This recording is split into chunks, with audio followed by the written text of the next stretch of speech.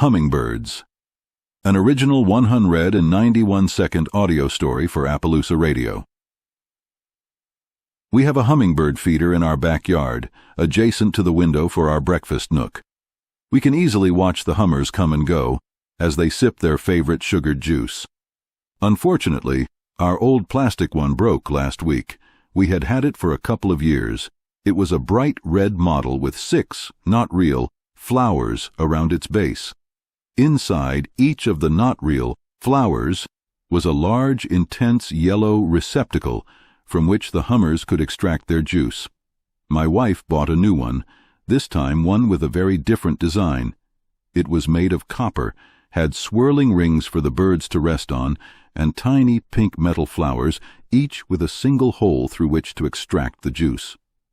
After hanging the new feeder, my wife observed that none of the birds drank from it. Some flew around it, but none drank from it. The feeder had been hanging unused for several hours when I noticed the boss bird approach the feeder.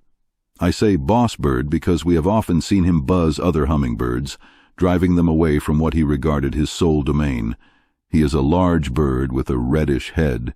This time he perched on the spiral rings and began to drink at the feeder, a very long drink that lasted a couple of minutes.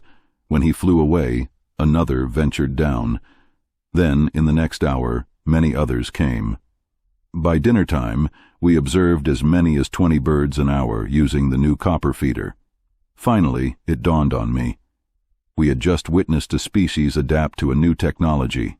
It took a pioneer, the boss bird, a while to screw up the courage. But once he did, the others quickly followed. For reasons that I cannot explain, it reminded me of a National Geographic special I had recently seen.